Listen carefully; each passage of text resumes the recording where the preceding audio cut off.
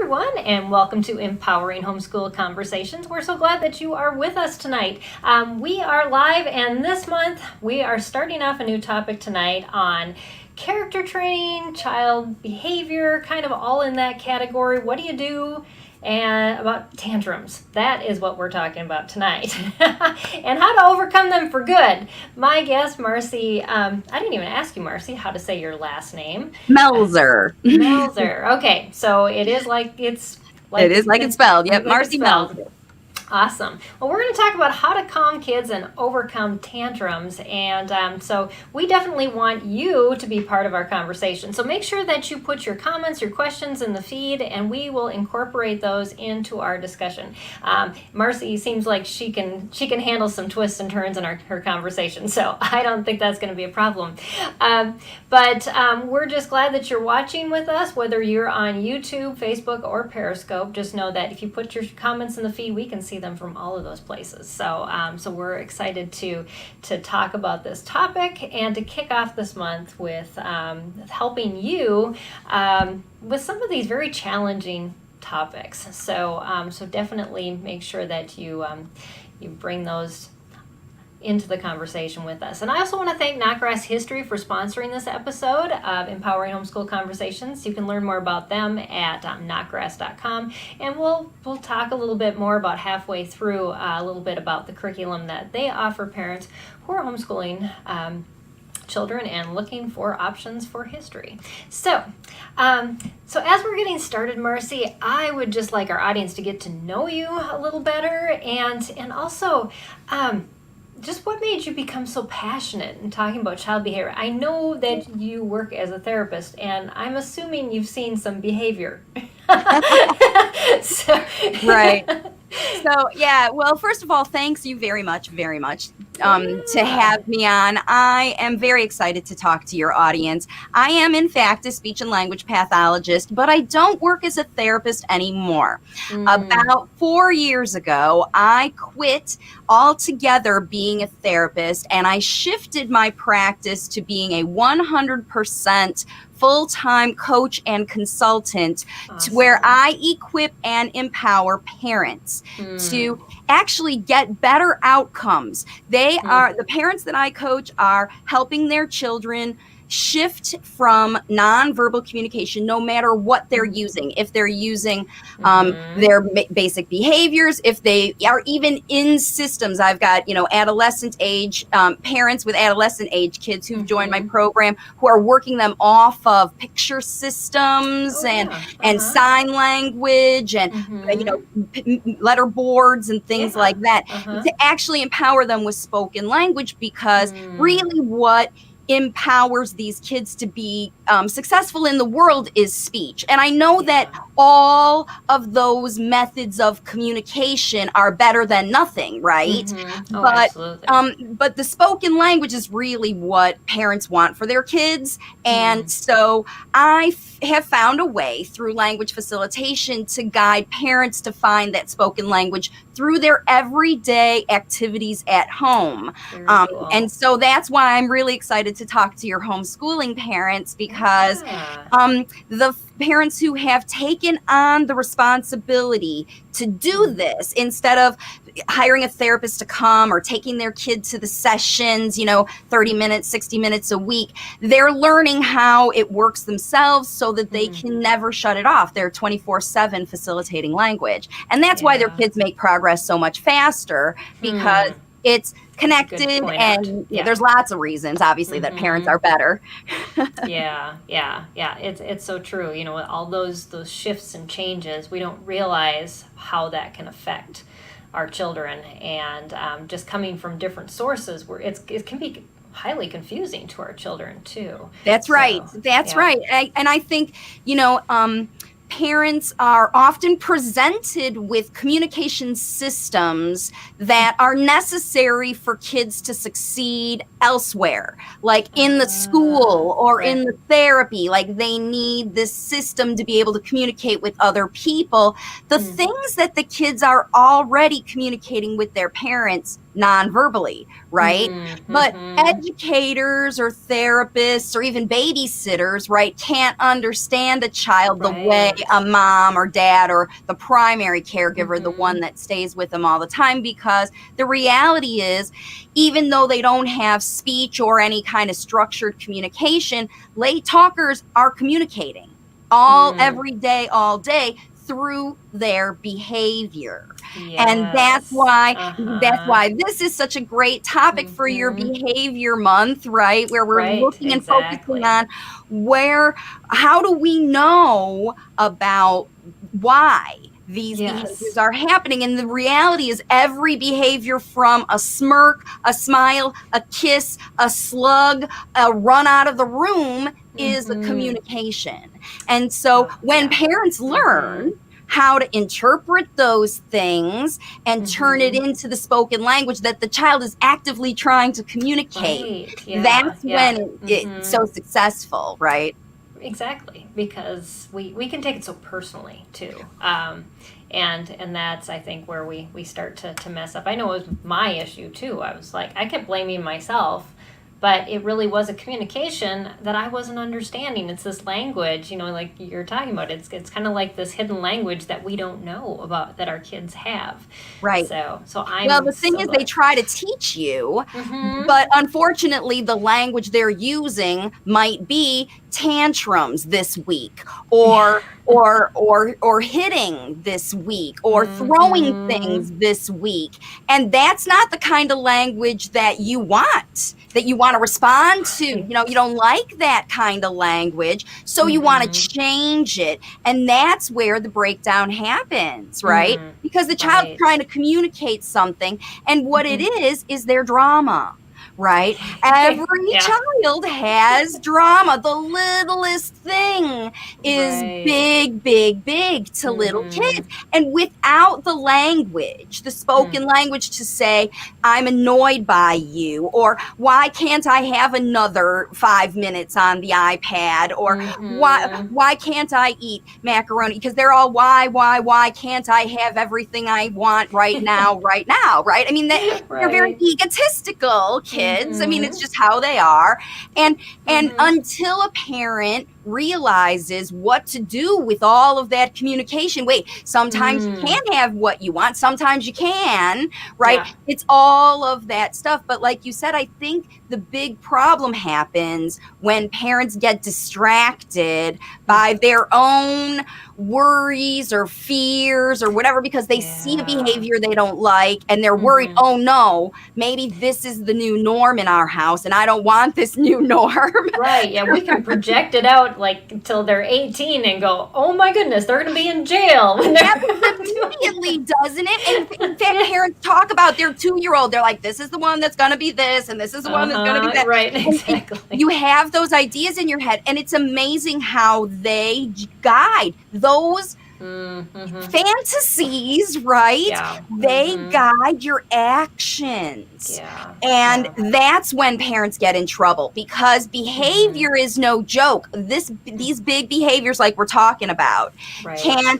they cause stress. They cause stress. And whenever there's stress and anxiety, the child's having stress, so that they want to project it, right? They're projecting onto the parent. And the parent absorbs that, because the parents absorb everything. Yeah, They get the good, the bad, the ugly, they get everything. Mm-hmm. And then let's say that mom has a busy job, or 2 or 3 or 4 other kids, or Right. a husband who's got a very stressful job and he needs like extra whatever, or Right. there's illness in your family, or you've got to move, or you have a new baby, or anything new like that, and your energy has to get, as a parent, or a wife, or a household member, or a boss, or a worker, or anybody, that role gets into play. And then that behavior, that communication behavior, comes in on top of that other stress, and it can really send a family down a real sad path, right? Where they start to disconnect from each other,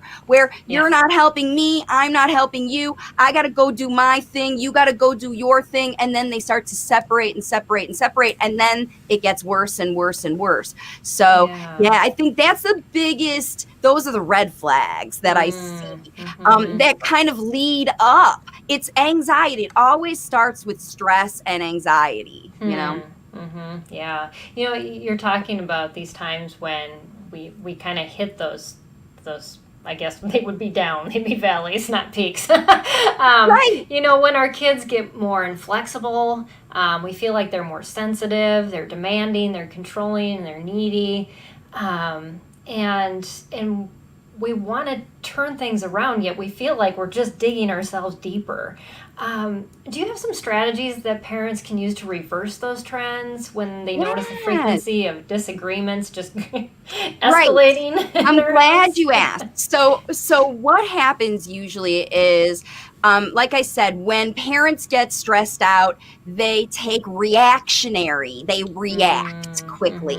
And so the strategy that I like to share is you have to train yourself to do this, okay? And it's a real need to be conscious in the moment, you know, when you start to see these things, because what you want to do is, especially if you start to notice they're happening more frequently, you know, because everybody has a bad day. You know, everybody has ups and downs. Yeah, in fact, exactly. I talk about waves of communication is the name of my platform, because the progress goes up and down all the time. And like I said, it doesn't matter. One little stressor can throw things really off. Hey, click on the comments so we can see if anybody's commenting, just so we can follow up. I'm looking at them on the side. Haven't seen any yet. I always Okay, none coming yet. I just want to make sure.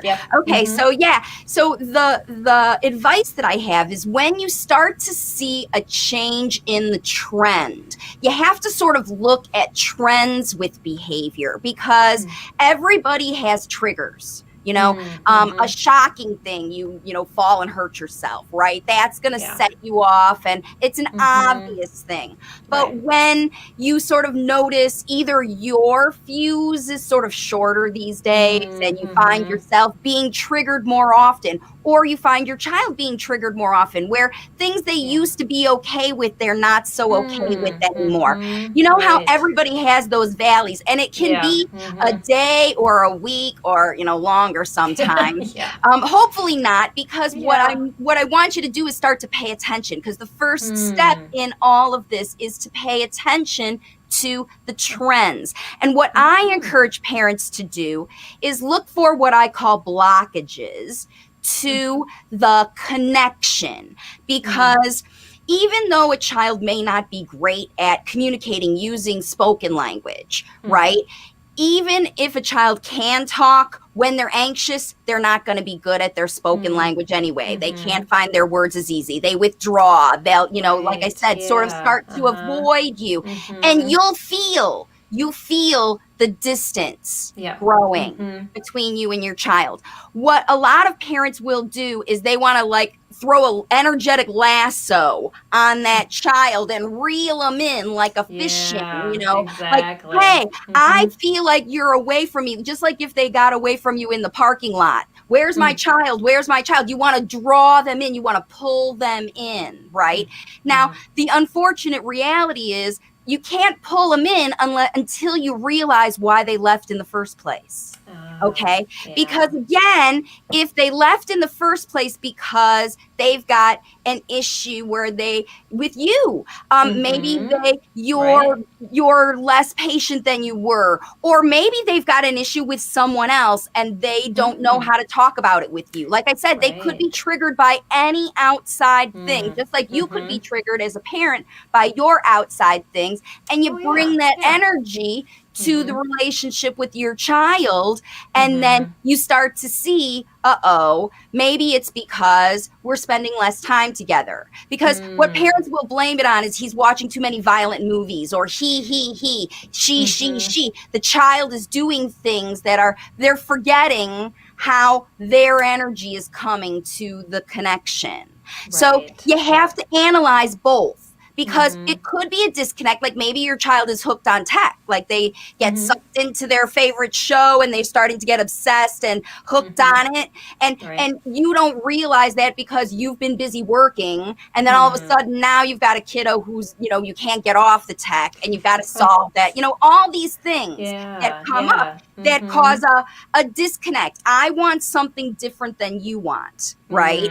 And that's when I start to avoid you. I start to get sneaky as a child. I'll hide to try to get these things that you're not giving me, or I'll go around you. I'll go to other people, right? Take my communication away from you because you're not a helpful person right now. So what you think about, the first thing you think about as a parent is when you feel your child pulling away, start to observe them. Pull out your binoculars and start to watch them. Watch them and see, where is the disconnect? Where is the blockage? Now, I give parents 3 clues. It can be these things that trigger the disconnect to start. It can be a physical thing, right? So if your child's not well, you can have a physical blockage. If it's like the next day you realize that they were sick and you didn't. Exactly, especially if they're nonverbal. Especially if they're nonverbal, they can't right? Tell you. Yep. They've got an ear infection, they're allergy suffering, they got a splinter in their finger. Who knows? Some physiological thing that they don't know how to tell you. So that's always the first place parents look. They check them over,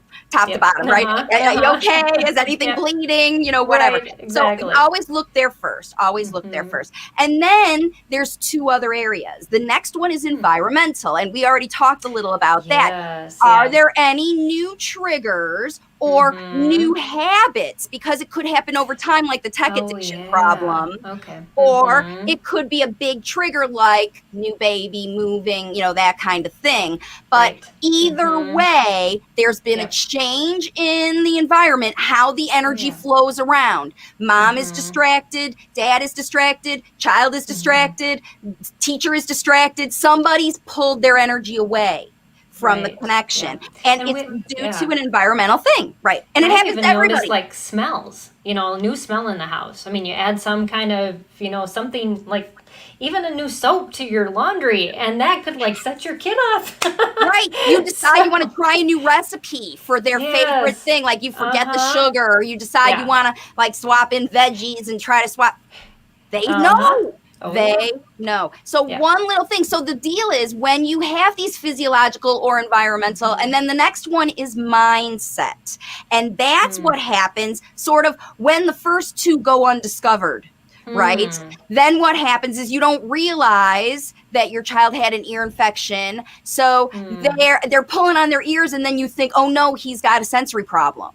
Right. But because you didn't look at that physiological thing first, you got the wrong answer to the problem. You know what I mean? Right. And your mindset is thinking, give them medicine, and it's not, you know, or don't give them medicine, or they're being naughty, right? But when they're really sick or tired or cranky or hangry, or, you know, however they exactly. All that stuff. And because parents, especially parents who homeschool, who are with their kids all day, are used to, like, how is the day being spent from the time the child wakes up till the time they go to bed. And you've got all your categories of things to do, but when those schedules go off because some new environmental thing comes in, that can stress out a parent. I didn't get my jobs done. I didn't get my curriculum finished. We didn't get, and then they start to feel bad about themselves, right? Or when the child pulls away and the parent says, they try to pull them back, you know, like we talked about, they try to pull them back, but the child doesn't want to come. Then the parent feels like there's something wrong, either physically, right? Probably physically with their kid, or they start to beat themselves up because there is nothing wrong with their kid, and I'm not a smart parent because I'm not intuitive with my child. And literally all that worry, all that he's not, the judging, the comparing, the all the stuff, like he's not like his brother, or then they start Googling on websites, could it be, and should I homeschool or should I not? All of that time, worrying, whatever, is away, taking away from what this child needs right now is more of you, more understanding of you, more just your kind energy in their space, understanding what their problem, their drama is. And when you talk about those things, then you understand, oh, those light bulbs go off. Oh, it was because of this. It was because of that. And then you realize it was either a trigger that you can work through. Okay, we have a new baby, we have a new life, we've got to have a new thing. You train your kids to tolerate the new child, that kind of thing. Yeah. Or it's, a brand new habit that is a bad habit, like a tech thing where you're like, okay, I know that we didn't have boundaries around this before, but we've got to have new boundaries, and this is where we're going to go. All of that comes after you go through these storms. Of time when you have this disconnection, and the only way to get through is with negotiation. I understand you are lacking something. I've got that. I'll give it to you, but it has to be on my terms. You know what I mean? All the rules and regs and things that kids need, especially homeschool parents, understand this. You can't let your kids willy-nilly all over the house. There's time for that, right? But if you want to get anything done, you have to have some structure, and the kids need direction because they're not as smart as you are, as much as they think they are. They do need guidance from you as parents and caregivers. So I think that's it. When you see these things, put on your analysis and find the blockage to your connected energy. Physical blockage, environmental blockage, or emotional and mindset that are blocking you from doing the kind of interaction that your child needs to get them out of that problem. Yeah. Just listening to you talk, it seems like we as parents are better at triggering and escalating issues than bringing them down. Just by what we say and how, even the emotions our kids pick up from us. So what can a parent say to get kids to change unwanted behavior that we want, to avoid escalating those situations into a tantrum? Because they don't start as tantrums. No, not always. No, not usually. In fact, they rarely do. Only when it's a big trigger, like, that kind of thing. Yes, but most parents, like you said, that point of you can kind of see it coming, right? Yeah. But there are parents that are they own their solution so much that they're not flexible enough to ride the wave as it's coming in, right? You can feel the energy wave coming, but if you hold firm, they're going to crash. Okay. So I recommend, the thing is, as soon as you see it coming, there are trigger words. It's all the biggies. Stop. No, don't. It's wrong. No, thank you. That kind of thing. Soon as those negative words come, because those are the first ones a lot of them learn the meaning of, because that's what parents say normally. If someone is coming at you, you're going to say no. It's automatic. If you are emotionally triggered by your child's behavior, they throw something across the room, your first instinct is to say no. Don't, stop, or something like that. Unfortunately, with kids, it's like gasoline on the fire. And you probably experienced this. So it's a challenge. You have to really think about this and do it. But what you have to do is think about these pop-up tantrums, which seem like pop-up tantrums, because when it gets, I always gotta have this analogy with the hill. As it goes up the hill, you can still pull it back. But when it goes over the edge, it's over the edge. There's a fire, okay? It's like a pop-up fire. And I use the same analogy: stop, drop, and roll, okay? So what you do is, the first thing you do, instead of saying stop, no, or whatever, what you want to do is you want to call out the problem. And so you can use an alert word that is not no, because the action, what you want to do is just stop the action, because it's going in a direction, falling down, like the place you don't want it to be. Exactly. Right? So you want it to stop first. You really want it to stop and redirect and turn around immediately. But remember, you don't have that kind of guideline unless you literally physically pick up your kid and haul them somewhere. And then that doesn't work to teach them.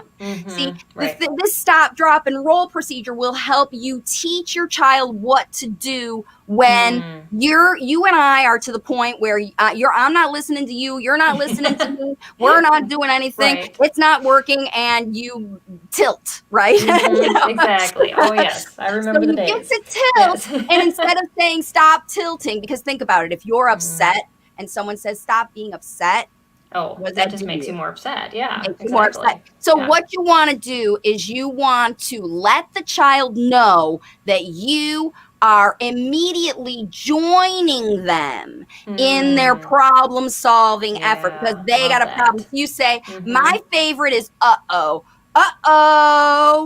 you have a problem, right? And that's the first thing I say is, you have a problem. Because instead of I have a problem with you throwing your cup, right? The deal is you have a problem. Your cup is empty. I wasn't coming fast enough. Whatever reason that cup got chucked across the room, you know what happened, or at least you have an idea, right? So again, you got to stop your energy from I'm upset about this cup to find out. You say, I see a cup flying, because that's the reality of the situation. It's not judged to be good or bad. It is, hello, everybody, pay attention to this right now. This is going on, and I want everybody to learn from this situation right now, okay? Because we've got a learning situation. It's kind of like the siren on the fire truck. Stop, drop, and roll. Here comes the fire truck. Stop. There's a cup. You're climbing the cabinets. You spilled the water. There is a problem. So when we have a problem, it's not me against you.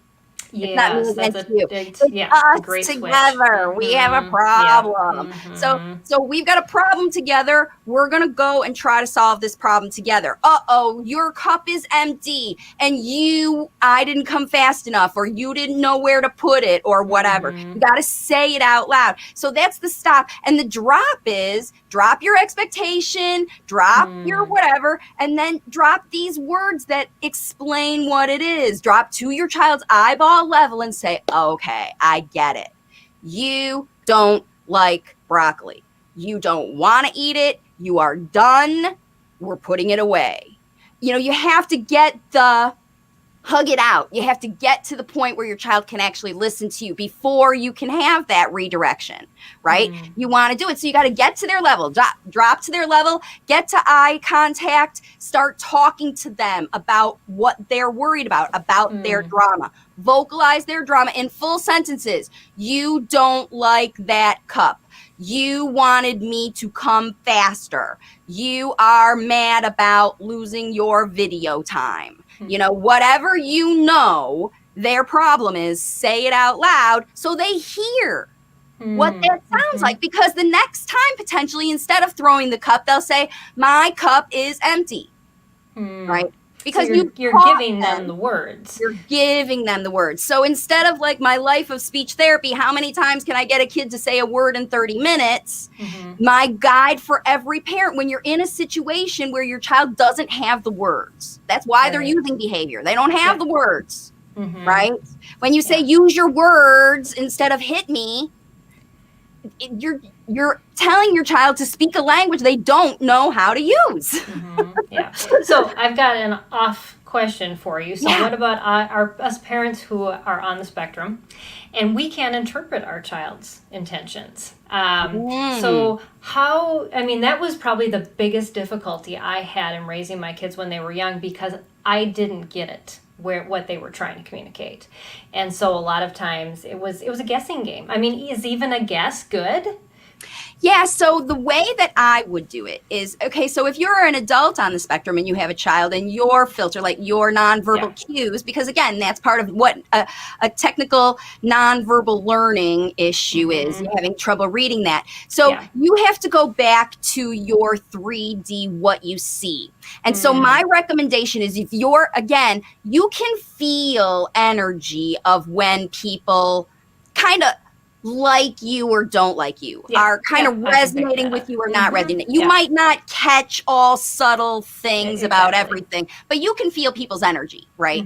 So you can, especially your child. Oh, So if nobody else is, you can feel your child. So again, you really, what the goal, of course, is to, as a habit, understand what your child's communication behaviors look like. Let them teach you their nonverbal communication behaviors. Watch them, because the thing that people with autism have is an amazing ability to understand algorithms. The if then, if then, if then, if then. If my child does this, he means X. If my child does this, he means X. So the problem is people innately who were potentially not verbal speakers, but more intuitive communicators, because that's what's going to happen with a parent who has, their own sort of spoken language limitations. Doesn't matter if it's autism or anything else. If you are a nonverbal, shy kind of parent, a lot of parents who homeschool are themselves shy parents, right? So that kind of problem that you're not a talker, and your child is also, you're so connected that you basically are reading your child's mind all day and anticipating their needs. That's a problem too, because you're not providing the language models your child needs. So know this. If you do know that yourself, you are not talking very much because you're relying on your intuitive connection with your child, that's a disservice to them. So I recommend you talk more about the 3D things that you have to do together. You don't have to try to read their minds so much, but if you are changing a diaper or getting dressed or whatever, talk about the decisions you make. We picked this shirt today because it has long sleeves because it's cold outside. Right? Use your becauses. Use that word because when you say things, instead of just saying, go get your jacket because it's time for us to leave. And when you provide that extra bit of language that you're thinking, you're already thinking it. Just say it out loud. That's going to help your child learn language more easily, because you don't know if your child has limited verbal or not. Like I said, it's your job to help bring them up. But how you do that is by telling them the words they need. So again, if you watch them and they love to play ABCs and they love to line up letters and they always do the 1, 2, 1, 2, 1, 2. They don't want anybody else but just ones and twos, whatever they decide to do that day. They will, right? They decide to do. So you watch them and see it. You don't have to guess why they're doing it. I recommend you get some numbers and line them up next to yourself and feel how that feels, right? What could be interesting about this? Is it a pattern your child is interested in? Right. I've got one mom that has a little guy who has no words really, but he is so interested in the physics of objects. He wants to know how they balance. He wants to know how they spin. He wants to know if he can balance and spin everything. He'll pick up a cup or a phone or everything. And so I coached his mom to start using physics terms in her spoken language, even though he's nonverbal. He doesn't know how to ask for a glass of water, right? The things that he's thinking about is how does it balance? Which way should it be? Right side is heavier than left side. Like, he cares about those concepts. So when his mom provides those language models, she just sits next to him and plays with stuff like he plays with stuff to try to feel the feelings that he would like. What's exciting about this? What's cool? What's interesting? What could spark? Because remember, just like we're sparked to do behaviors when we're negatively triggered, we're also sparked when we're positively triggered to do things like, hey, that's cool. I want to do that with you again. And that connects you. Right? Where you were feeling disconnected and I don't know what my child wants and all they do is line things up or spin things. So start lining things up and spinning things yourself. Get next to them. Figure out what they're doing. Why? Why do they do that? And then you talk about your experience, not just the physical experience, but this is where it's challenging again if you're yourself struggling with this, but it's a good lesson for you. How do you feel? Oh, that was funny. That made me laugh. Oh, I didn't like that. Ooh, that scared me, right? Mm. When you talk about how you feel while you're doing things Yeah. together with your child, that's the model, right? Because Got it. ultimately Yep. you want your child to say, I like that. That's cool. I don't like that. I don't want to do that again, because Right. that's good information for you. But unless your child sees those language models, Yeah. they're not going to learn from them. And if you're homeschooling an only child, then you have to provide it You have all. to be it You all. have to provide Yes. it all. Exactly. You have to talk like a kid sometimes, because kids like to watch kids. Like if they've got siblings, they watch their siblings. If they're at preschool or church or wherever, they watch their friends, their peers. But especially this past year, everybody's been home, and the moms are intuitively making their plans and thinking their stuff, and they're talking about it with dad, but they're not reviewing and talking with their kids to involve them in the process. And that's how you learn. That's how you learn what works. And, you know, like I said, your audience knows this. Oh, yeah, definitely. Well, we're already halfway through, so I'm going to give Marci a quick break, and we're going to hear from our sponsor, Knotgrass History. And so I'm going to put up the ticker, but I want to just tell you a little bit about Knotgrass History. They help families like yours succeed at homeschooling.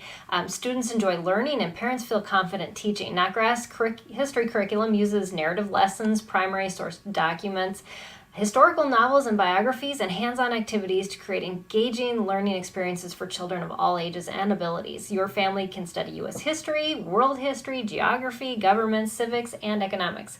Knotgrass History helps history learners become history makers. You can visit them at knotgrass.com. That's NOTGRASS.com to learn more about them today. So we want to thank Knotgrass for sponsoring this episode of Empowering Conversations. And definitely check out their website at knotgrass.com, and also on our YouTube channel at SPED Homeschool. Just look up that YouTube channel. But we have a lot of unboxings and reviews, video reviews of their curriculum. So you'll want to check those out as well under our review crew playlist. So I'm going to bring back Marci. This has been a great conversation. I just want you to know that if you are joining us, you can put your comments and questions in the feed. If anything is just triggered, I want to share about this, or I've got a question about how do I handle this, and definitely share it with some friends too that you think they really need to watch this. It's answering a lot of questions. Maybe you just had a conversation this last week. How are we going to make it through the summer? Yeah. I've heard a lot of parents saying that. I think one parent texted me and she goes, I think one of us is going to die before the end of the summer. Nah. But I think they'll be fine. I do too. I think that especially now that families are starting to be able to get out again, and, at least here in the United States, we've got summer coming. So, exactly. People are able to get out and run around. And I think, one of the things that I'm recommending to the families that I work with is to really take some time this summer to connect with your family. Don't worry so much about numbers and grades and things like that. Take a little time. Yes. You'll know how much time you need, a couple weeks or a month or whatever, that you just kind of, put all that stuff aside. It helps you restart, doesn't it, Peggy? To kind of really get a brand new focus, because you could be, even during that period of time, investigating new curriculums or services or things you want to try. And then you come into it with a fresh set of eyes. And you do, and a little more enthusiasm than you had before too. I mean, we're starting our 19th year homeschooling. I know what that summer feels like, and so many just keep plugging along. Do take those breaks, have fun, play with your kids, and it's like Marci was talking about. I love what you talk about, connecting with your kids, because I found that the two things that I did with my boys that really connected us was to get in and do Legos with my oldest, because that was his thing. Yeah. And my second one, I had to put costumes on, whether I liked it or not. Pretend play is my favorite. Yes. And Yeah. then now you had mentioned that you had a late talker. Your middle one was a late talker, He Peggy. was the costume one. Yes. The costume one now. And then you also gave we were talking before the show started about the strategy that you used with your son, because therapy didn't work so well for you. And that's kind of what's happening with the parents who are working with me. They're realizing that, very much like Peggy's talking about her sort of turning the public school system upside down, I kind of turn the speech therapy system upside down. Instead of focusing on pulling words out of kids and how many times can I get kids to say words, because that's how we're judging how well they're talking, is how many words they say. But really it's more about quality than quantity, and it's more about a child saying their own words, right? Not imitating what you want when you want to say it, but actually saying the words that we want them to say, so that they can share their ideas and wisdom and needs, wants and needs. Of course they do, but really, how do we know if they're learning if they can't have conversation about the camping trip you took together, or the train ride, or the restaurant, or the meal you cooked, or those things? You don't know for sure if your child is learning. And even if they're learning, did they enjoy it? Are they having a good time with this? Is this like how they want to be in life? Because, if you're making choices to control your child's life and education at the same time, I think that parents are making real conscious decisions about the activities they're doing with their kids. And so that's what I do with parents, is really equip them with strategies that they can use depending on where their child is in the process. If they're nonverbal, then they need strategies to help them, empower them to learn that words will work even for them, that they can use words, that it's easier than they think. In fact, in my book, it's called If It Isn't Fun, It Isn't Fun. Because I remember having a lot of speech therapy sessions when I was back doing things the old way, pulling words out of kids, where it was no fun, and the kids were crying, and I'd go into a family's home and they didn't, relate to me, so they would hide from me, and I wasn't getting any work done. So that's really in those kinds of circumstances, that's when I really started to coach parents. And when the parents were willing to, make a few little changes, just kind of like I was talking about earlier, when this situation happens in your household, when there is a meltdown, or there is a communication breakdown, instead of just steamrolling through it, take your time with it, work through it. Talk about the words that your child wants to say, that they would say if they could talk, because that's the words they need right then and there. Yeah, and you have to be, like you were talking about, and in the first half an hour, be willing to give them those words and pour in those words. And, and those so if you don't know what your child's thinking, talk about what you see. Like you said, they like Legos, so you can play Legos. And then what happens is, while you're playing Legos, or after you put on that costume and you dig in and you get the connection started because you pick the thing your child likes, then they show you, don't they, Peggy? Yes, they absolutely do. They're so good at that. But you have to have that relationship. They need the motivation. They need the motivation, and they need the encouragement, because remember, it's anxiety, some level of anxiety that's blocking this process. It could be a physical thing, right? But most of the time it's not. Most of the time it's an environmental or an emotional mindset thing. My kid's not a talker. He's not going to be a talker, so I'm not going to waste my time talking and modeling words. Right. Yeah. That's a and mindset that just thing. makes it worse than it makes it better. But you don't understand. But then the older the kids get, the more parents worry, right? If they're not using spoken language, because they go out in the world and they see other kids who are talking, and they compare. And when they compare, then again, that's a mindset thing that's going to take you away from your child. Whenever you feel that disconnect, like you want to spend time Googling because you don't feel comfortable being around your child, right? You can feel that way when there's that disconnect. Instead of instead of avoiding it, you've got to overcome that. You've got to overcome that fear and dig in and get your child to trust you. So your speech has to be very attractive.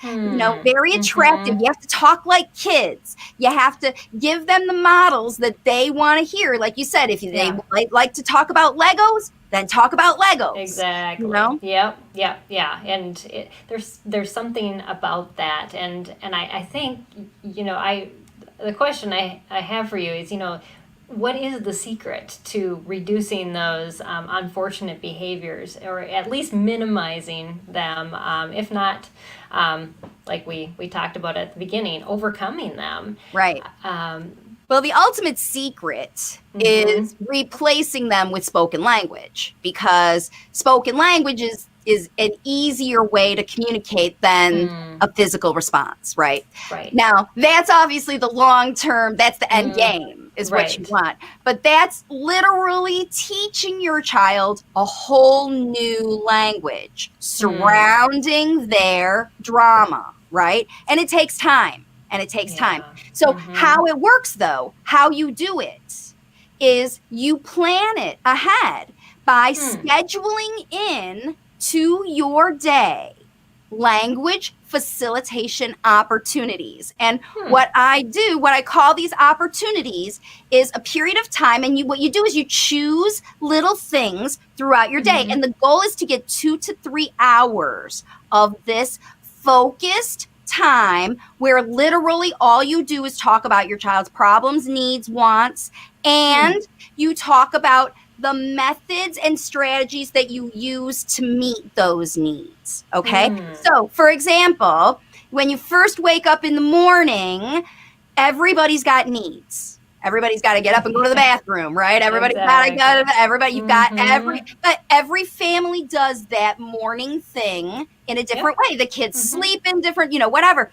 But how you know how it does, that period of time right after you wake up, that first 20 minutes is when you have the most opportunity to connect with your child, because there's no distractions. You're both waking up out of slumber, and there's no video, there's no whatever. So you shouldn't have any of that when you first wake up. In the morning, talk to your child about how you want to help them throughout the day. Talk to them about the things you're going to do. 2 things you're going to do. Say, today is a school day and we're going to work on math. Today is a outside day and we're going for a hike. So you just connect with them. So you let them know, I'm here to help you. In fact, I think about your job more like a tour guide than a parent, where you're like, we're going to get through the day together. And I'm going to help you get through each, what I call, event of the day. So the first event is getting out of bed and getting everybody's potty done. And then you eat. And then you brush teeth. And then you get dressed. And then you go out or play, or, you go in 20 to 30 minute chunks of time. And if you pick a few of those that you just decide through this event, bath time, getting dressed, this meal, I'm going to focus on my child 100%. I'm going to put my expectations away. I'm going to focus on my child and helping them be the most successful they can through this event. Right? By empowering them to be responsible, right? You're not helping them by doing it for them. Right? You're empowering them by helping them do it. So you might have to help if your child doesn't know how to brush his teeth, or he needs help reaching the clothes, or needs help deciding what to wear. But that's what you talk through. So you say, all right, I'm going to use my getting dressed time as language teaching time today. And you pick through your day 5 or 6 of those. And you'll be surprised. You can get a lot of language facilitation done in the car, on the way to the store, or in the bath, because you talk about, those repetitive things. And so if you consciously plan your day to have 2 to 3 hours of just when you're talking with your child, because what most parents don't realize is how little they are actually talking to their child and giving those language models and providing the things they need. because they're in autopilot. You know, Right. they're Yeah. Or they have problems, other things going on in their head, and and especially exactly. the things that you do every day, you're especially more inclined to be on autopilot. But those are the best ones to use for this language modeling, because you can have repetitive things, and it's always the language you need. You need toothbrush, you need dressed, and you need, if your child has a favorite dinosaur shirt, they need to know the green dinosaur shirt always hangs here, and it's a school shirt or a not school shirt. Like they need to know, when can I wear dinosaur shirt because I want to wear it every day. Like if that's a thing for your child, it's an opportunity. That's their drama, right? Like, why can't I have dinosaur shirt today? There's a whole new language to learn. It's in the laundry. It's dirty. Let's go. You know, why? Whys and becauses about the things that you do every day. This gives you the opportunity to provide the language your kids have missed. Yes. Oh, that's great. A tour guide. I love that definition, because it truly is what we can do. But we, like you say, we get on this autopilot, and we just don't even think of using the words, because we ourselves understand it, but we forget that they do not, and they might understand it. Yeah, they might understand it, but nobody's saying out loud, and that's how they can learn the words. Because if you want them to start to use their words instead of their intuition, to just, I know that you know that I know the cookies are in that cabinet, so I'm just going to bang on the cabinet every time. And if you consistently just give me cookies when I bang, then no language is going to come. Right, exactly. But that is an opportunity if that's going on in your house, and you've got the same behavior over and over again for the same need, and you're not facilitating language, you're missing that opportunity. Opportunity. That is the word. It is an opportunity. It's not a misbehavior. It's an opportunity, because they're telling you, it's communication. And when your child comes to you with their needs, wants, excitement, drama, anything, that's what I call the golden egg. Because when they're on their own and they're apart and they're not sharing their energy, you can't help them. But when they're coming at you and they're in your face needing something from you, then they're connected. It's like, I use this analogy like the birthday cake. Everybody wants a piece of birthday cake, but nobody's going to run in and grab it. They wait. They wait for the song. They wait for you to get a plate and cut it and put it on the plate and put a fork and give it to them. They wait, and they know they're going to get it, but they wait and they focus. They're watching you cut it. And they're watching, waiting for it to arrive, the cake. This is how it goes with your child's drama. Your child's drama is just like the birthday cake. They want it. And if they know that you're going to deliver it, they'll wait and watch. And so if you are delivering birthday cake and you say, I know you want birthday cake, so I will cut a piece of birthday cake. I will put your birthday cake on a plate for you because it won't be messy. And I will give you a fork to eat your cake, and I'll put it here in the cake and give you the plate to give you. Now that's a lot of language. That is a lot. But it's what they need. It's what they need. It's what they need. And that's how you can take advantage of just giving your kid a piece of cake, right? So if you get 2 to 3 hours of this into your day, you'll see fewer tantrums. Why? Because your child will know that you understand their drama, because you'll be talking about it all day long. But when you don't talk about their drama, they got to show you with behavior. You get it? You get it? Do you understand I'm upset? If you don't understand I'm upset, I'm going to show you. No, that's awesome. And that's what you don't want. So agree. You know, I've read so many parenting books when I first started parenting my kids, because I had no idea what I was doing. And over time, you know, as I'm listening to you, I'm like, oh yeah, and I did that and that. So I kind of feel like I did something right. Of course you did. And you know what? Just like every parent, and I parents, you know, feel like the super nanny, kind of calling parents out on their stuff or whatever. The thing is, these mindsets, these mindset tricks, right? They play tricks on you. Your worry, your comparison, that other stuff, and then your guilt, because then I didn't do that, or I'm a bad mom, or I'm whatever. all of that stuff, the guilt because you didn't do it, it's a downward spiral. It keeps you from doing it. So no, we're not here. We're just here to enlighten you about what could be going on, right? Because if you've got all the physical things worked out, right? You've been to the doctor, you've got all that stuff going, but your child is still struggling and you want to have a good summer, right? Yeah, you don't want to fight through your summer. You don't want to negotiate and have your child be sneaky and stealing things because their energy is diverged from you. You know, you want to join together, keep them together when they know you understand their drama. Right? That gives you the power to say, look, I know your drama. You know, I know your drama and you're trying to push me to get me to break the rules here, but you know, we've got rules and that helps you maintain those boundaries. So there's no question, because that's a big reason that kids have tantrums is because they push it too far because they didn't have a boundary in the first place. Yes. Yeah.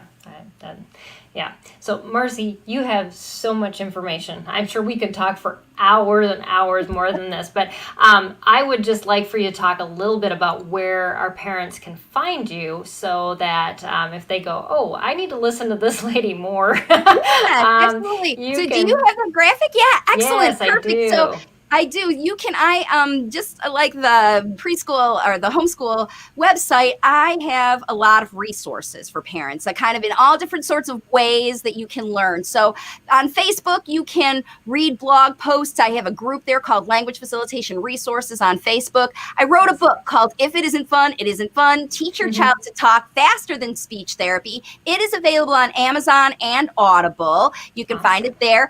I also have a podcast. It's called the Language Facilitation Helpline. You can find that wherever you listen to podcasts. And then I'm on MeWe because there's some parents that don't do Facebook. And so they are looking for another way to connect and start the conversation. I'm kind of new over there. And I have nearly 400 videos on YouTube where parents can go to learn about apraxia, about autism, about the difference between autism and late talking, about is it this or that or the other thing, how to stop prompting, why tech is tech addiction, overcoming all of that stuff, because every behavior is communication and you can learn about it. And then I also have a free 1.5 hour class on my website, wavesofcommunication.com. You can book a call with me to talk with me before you enlist to work with me as a coach. So there's all kinds of ways to learn about wavesofcommunication.com. Yeah, is the best place to go. Cool. So thanks again for sharing all those resources. Excellent. Yes, that's it. Yeah. That's great.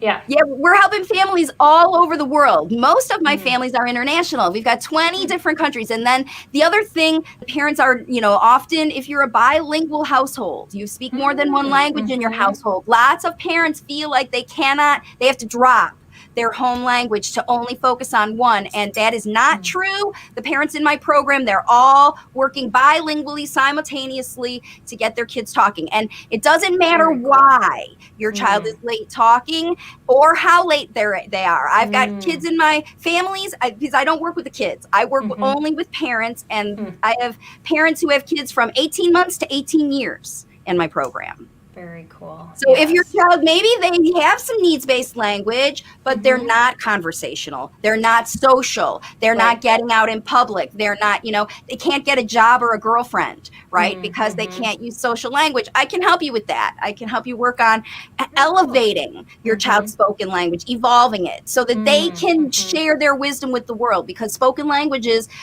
sign language and stuff, it only gets you so far. Pictures, it only gets you so far. Spoken language, to really be able to share everything, your needs, your feelings, and your ideas. That's the big thing. That helps us empowered.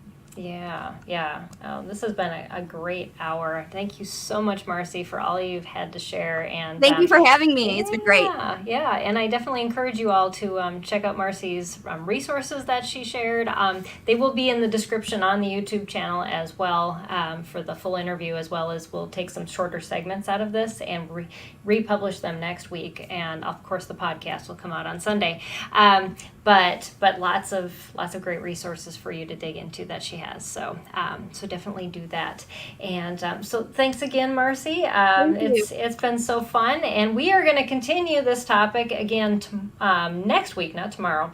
I need to breathe for a while. But we're going to talk about relationships that improve child behavior with Lafayette Mitchell. And so I think Marci and I touched on that just, a little bit as relationships. So we're going to really dive into that relationship side next week.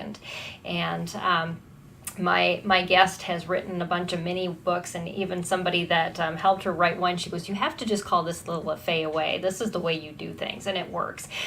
So anyways, just some cute little books that definitely are extremely helpful. But I just want to let you know, Marci, Amy Stacy from the Facebook says, awesome, so helpful. Thank you. Oh, good. Thanks, Amy. Thanks for joining us, everybody. It was my pleasure. And like I said, check me out on YouTube. Tons of resources. And I'm live every Thursday on YouTube. So awesome. You can join me and ask questions about your child's communication. Yeah, it's a great resource. Super. Awesome. And I'd also want to thank Knotgrass History for sponsoring this episode. Definitely check out their resources. They have homeschool history, geography, and a variety economics. I reviewed that one for high school, but all of those are on their website at knotgrass.com. So thanks, everyone, and for joining us again for the live session. And I know most of you actually join us on our podcast. So thank you for downloading us and listening through this conversation, and we'll see you all again next week. But thanks again, Marci, and we'll see you right here, same time, same place next week.